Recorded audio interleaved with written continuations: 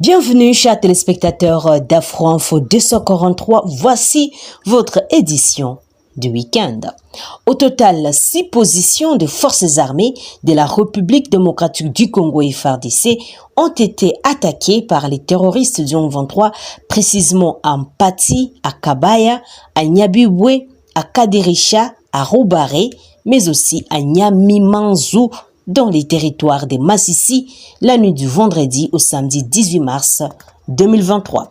Ces attaques constituent, selon l'administration militaire du Nord Kivu, une énième violation du cessez-le-feu décidée dans différentes initiatives régionales pour une désescalade.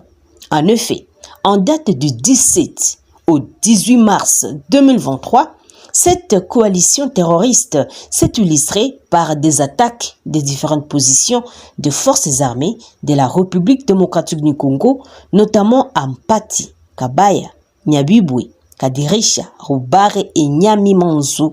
Nous sommes en chefferie des Baroundé, en territoire des Massissi, et les affrontements sont en cours, dit-on, dans un communiqué signé par le lieutenant-colonel Guillaume Njike Kaiko, qui est lui-même le porte-parole du gouverneur du Nord Kivu.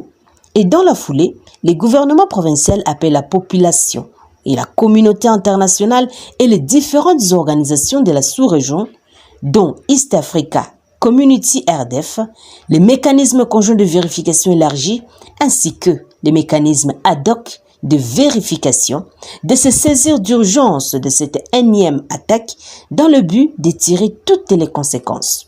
Les affrontements ont repris après plusieurs jours d'accalmie sur différentes lignes de front au nord-ouest de la ville de Goma, ville de plus d'1 million d'habitants frontalière avec le Rwanda et qui demeure sous la menace des terroristes du 23. Le mouvement du 23 mars a conquis par les armes plusieurs villages et cités de la province du Nord Kivu depuis juin 2022.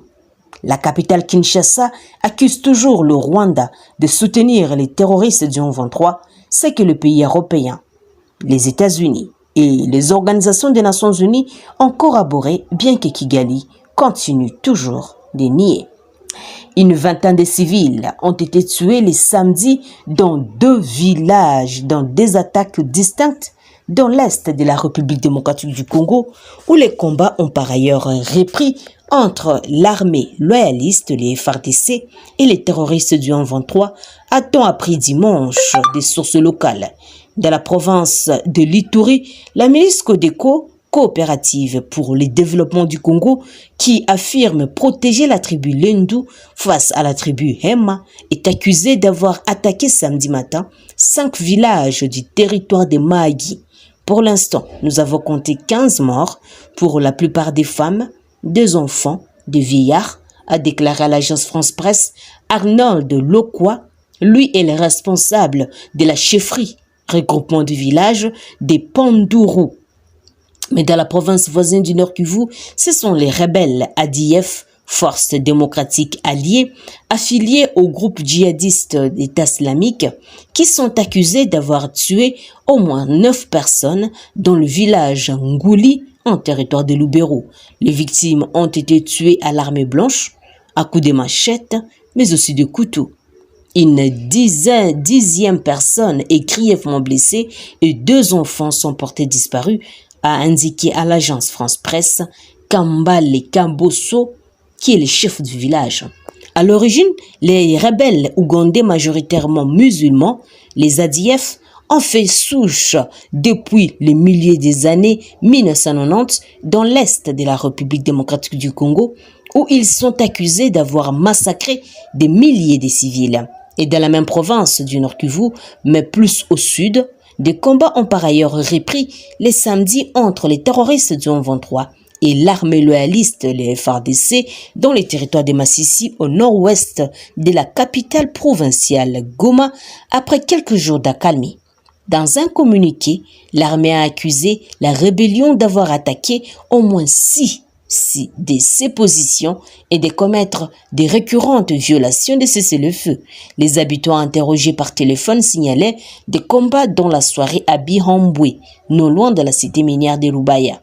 Les terroristes du 23 est une rébellion majoritairement Tutsi, soutenue par le Rwanda selon la capitale de la RDC, Kinshasa, et des experts des Nations Unies qui s'est emparé depuis un an des vastes ponts du territoire du Nord Kivu.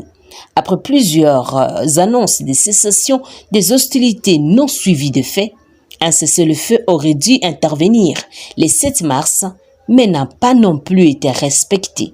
Les combats s'étaient toutefois arrêtés quelques jours cette semaine, pendant que les M23 se retiraient de villages où se déployaient les soldats burundais de la force envoyée dans la région par la communauté des États d'Afrique de l'Est, EAC.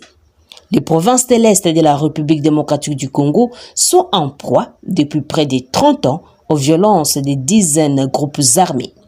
Autre chose, la mission des Nations Unies en République démocratique du Congo, MONUSCO, annonce qu'elle a recueilli 95 enfants dans sa base des Saké dans les territoires de Massissi. Nous sommes en province du Nord Kivu. 50 de ces enfants viennent d'un orphelinat. Ils ont été transférés dans les centres à Goma. Et cette zone était marquée le week-end dernier par des combats entre les forces armées de la RDC et les combattants du M23. Les 4 civils ont perdu la vie et au moins 5 autres ont été blessés dans ces affrontements. Les casques bleus ont fourni une aide médicale aux blessés dans leur base et les ont évacués plus tard vers Goma. Pour le contexte, les troupes burundaises sont désormais positionnées à Sake. Ce déploiement s'inscrit dans le cadre de la mise en œuvre des directives du 20e sommet extraordinaire du chef d'État de l'EAC qui s'est tenu le 4 février 2023 à Nairobi au Kenya et le mini-sommet sur la paix et la sécurité dans l'Est de la République démocratique du Congo organisé en marge du 36e sommet de l'Union africaine le 17 février 2023 à Addis Abeba, en Éthiopie. Chers téléspectateurs d'Afro Info 243, merci à vous de nous avoir suivis et d'écouter votre édition du week-end. Nous vous disons encore une fois merci et n'oubliez pas de vous abonner, liker et partager nos émissions. Cela nous fait chaud au cœur. Laissez-nous également un commentaire. Nous disons merci depuis Paris, à Luanda, en Angola, à Xavier Francisco, depuis Allemagne, Bayern de Munich, Andongala Précieux, Jean-Geleka Moudiaï, depuis la Norvège, Élisée Mukindi, Massilia Claude, Maximus, José Massivi, José Nguema, André Chiabinyanga Kadja, Matondo Kisongo, depuis Kabinda en Angola, Mario Mida, Ntiba Ali, Exaucé Vita, depuis les États-Unis, Joël Kapai, et depuis Lagos au Nigeria, Ndonda, Franck Mukenge Shai. Je suis Santi Chesenga, depuis la province de Victorie.